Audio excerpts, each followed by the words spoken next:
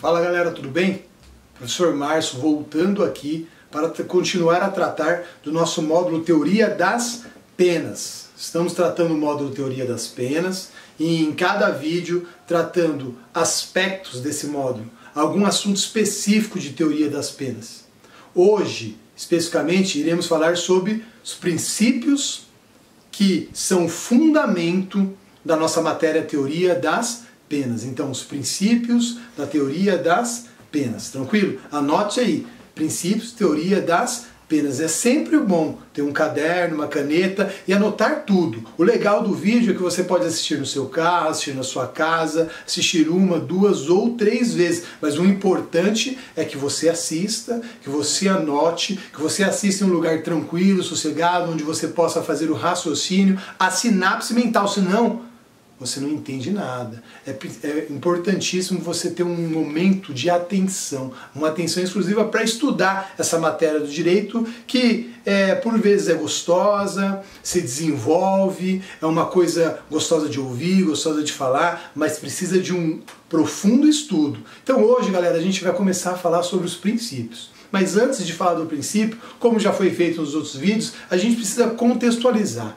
Entender o geralzão, o que é um princípio, quais são as suas diferenças de regra, quais são as suas características, quais são as teorias, aonde que nasceu historicamente, quando se começou a falar de princípios, a importância do princípio para o direito, e depois especificamente para o direito penal e mais especificamente ainda para a teoria das penas. Aí sim você estará preparado para começar a entender os princípios oriundos e aplicados na teoria das penas, ok? Então vamos falar, qual a importância do princípio para o direito? O princípio é a fundação. É um instituto fundador, é a base de qualquer ordenamento jurídico. O ordenamento jurídico ele gira em torno da defesa desses princípios e as regras são utilizadas para a defesa desses princípios. Calma que futuramente a gente vai falar sobre isso. O princípio de uma forma geral, de uma forma mais compreensível e algo que você não pode esquecer, eles são divididos em princípios gerais e princípios específicos. Princípios gerais e princípios específicos. Anota aí. Os princípios gerais são aqueles princípios aplicados a todas as matérias, a todos os ramos do direito. Um exemplo de princípio geral: devido processo legal, aplicado no direito penal, no direito civil, no direito previdenciário, no direito tributário. Todos têm o direito ao devido processo legal quando tem algum bem violado. E os princípios específicos, esses princípios específicos, eles são aplicados a um ramo específico do direito. Vamos falar aqui do direito penal. O princípio da intranscendência da pena. A pena não pode passar da pessoa do condenado. É um princípio específico do direito penal. E se nós formos pensar mais especificamente da teoria das penas, nós vamos falar quando estivermos falando desses princípios, ok? Então a primeira coisa que você tem que saber, princípio, é o fundamento do direito, fundamento de um instituto, é muito importante, é a base, a fundação onde vai se construir toda a sistematização jurídica. Vocês conseguem entender isso? Então guarda isso. E agora, o que eu falei aqui? Eles são divididos em gerais e específicos. Gerais, aplicado a todas as áreas dos direitos, específicos, aplicado a uma área específica do direito, a uma matéria específica. Tranquilo isso? Galera, vamos fazer vamos retroceder e fazer um entendimento histórico sobre os princípios. Para se falar de princípio, é bom a gente falar sobre o positivismo jurídico tradicional. Era o positivismo jurídico da época de Hans Kelsen, aí em meados de 1934. Hans Kelsen escreveu a Teoria Pura do Direito.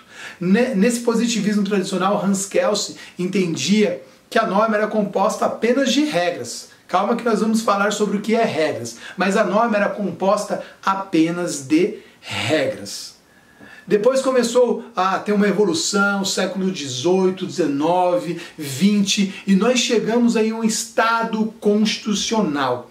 Nesse Estado constitucional começou a se discutir os anseios morais, os anseios religiosos, os anseios individuais. Questão da dignidade humana, do indivíduo em si, em uma vida em sociedade. Aí começou a se falar em princípios. Dentro desse Estado constitucional, nós temos o quê? A norma subdividida em norma, é subdividida em regras e princípios, ou princípios e regras. Nós temos o que? A norma trazendo dentro de si, no seu corpo, princípios e regras. Tranquilo? A principal diferença entre princípios e regras. Nós sabemos que o princípio é mais aberto, o princípio ele é mais amplo, o princípio ele é aplicado num fato concreto. Quando existe um conflito entre princípios, volta e meia temos o conflito entre a liberdade de imprensa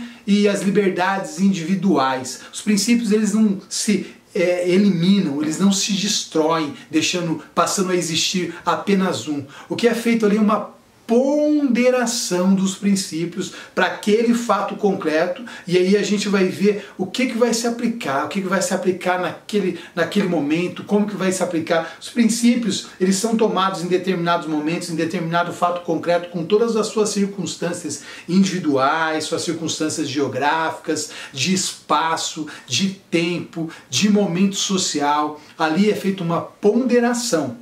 E aí vamos ver qual que é o princípio que naquele momento tem um grau superior ao outro, que deve ser aplicado, deve ser respeitado. Ao contrário das regras. Do Ork, ele diz o quê? Que as regras, ela vive ali numa teoria do ou tudo ou nada. Ou se aplica uma regra ou não se aplica. Ela se acaba em si mesmo. Ela já tem os seus objetivos. Ela não tem aquela característica do princípio de ser mais aberto, de se emanar outras coisas. As regras geralmente já são criadas para defender os princípios, ou são criadas ali fundamentadas ou motivadas por um princípio que existe ou na nossa Constituição ou no sistema jurídico que você está estudando, seja ele direito penal ou direito civil. As regras, vamos dar um exemplo. As regras do ou tudo ou nada, ou se aplica ou não se aplica. Se existe uma regra que diz que você pode pisar no jardim e uma regra que diz que você não pode pisar no jardim, a regra que diz que você pode pisar no jardim, ela foi feita posterior, antes da regra que diz que você pode pisar no jardim. E é utilizado aí uma questão da subsunção. Para o princípio se utiliza a ponderação, para a regra se utiliza a subsunção. A subsunção vai analisar as duas regras e com certeza a regra que nasceu posterior, que é a regra mais nova, ela passa a valer e a regra antiga deixa de ter essa validade. Uma regra elimina a outra, diferentemente do princípio. Tá bom, galera? Estão entendendo a diferença? Existe uma diferença. Porque agora nós passaremos a falar sobre princípios específicos do direito penal, e dentro do direito penal ainda tem uma especificação que é a teoria das penas. Toda essa teoria das penas, todas essas questões que estamos vendo sobre penas, guarda o respeito a esses princípios. Tem esses princípios como base. Primeiro princípio, reserva legal ou estrita legalidade. Primeiro princípio, reserva legal ou estrita legalidade. Encontramos eles ali no artigo 5º, no seu inciso 39 da Constituição Federal e no artigo 1º do Código Penal. Toda pena só pode ser aplicada se estiver prevista em lei. Princípio da reserva legal ou estrita legalidade. Ali também temos o quê? O segundo princípio, que é o da anterioridade da lei. Princípio da anterioridade. Toda pena tem que estar previsto em lei e de forma anterior à prática do crime. Quando você praticar determinado crime, quando o indivíduo praticar determinado crime, já existe uma pena estabelecida em lei para ele. Aquela pena não pode ser criada após a prática do crime, porque viola o princípio da anterioridade da pena. Tranquilo? Galera, o terceiro princípio é o princípio da personalidade. Ó, eu quero que vocês fiquem bem atentos, eu vou repetir aqui. Esse princípio ele ganha outras nomenclaturas que você pode encontrar na OAB ou em concursos. Princípio da personalidade, princípio da intransmissibilidade, princípio da intranscendência ou princípio da responsabilidade pessoal, ou também princípio da responsabilidade pessoal. Está ali no nosso artigo 5º, inciso 45, entendeu? Esse princípio da intranscendência da pena, que tem todos esses nomes também, que pode ser tratado, ele diz o quê? Ele traz para nós que a pena não pode passar da pessoa do condenado. A pena ela não pode passar da pessoa do condenado.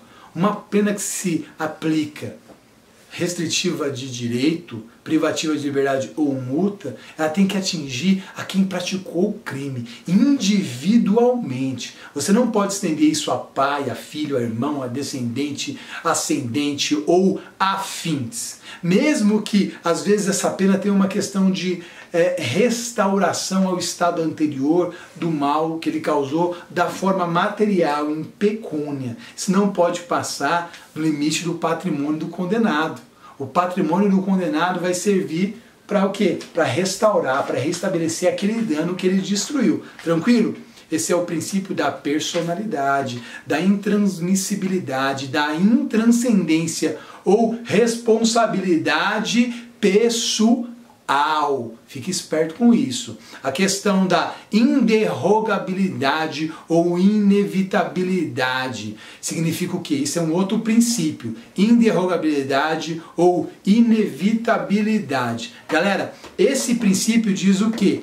Tendo presente todos os requisitos para a aplicação de uma pena, essa pena tem que ser aplicada. Essa pena deve ser aplicada. Em razão de qual princípio? Inderrogabilidade ou inevitabilidade da aplicação da pena. Presentes os requisitos, a pena vai ser aplicada. É lógico que esse princípio é mitigado em questão da prescrição, em questão do perdão judicial, do sursis, do livramento condicional. Mas a regra é que a pena, quando presentes os requisitos de forma legal, ela deve ser aplicada. Outro princípio, estamos falando aqui do quarto princípio da teoria das penas, é o princípio da intervenção mínima. A pena ela só pode ser aplicada se for estritamente necessária, tranquilo? A pena só pode ser aplicada se for estritamente necessário, se não tiver outro meio no direito, a gente não fala só no direito penal, pode ser nos outros direitos, de você conseguir reestabelecer o estado anterior. Com isso, vem outros princípios junto.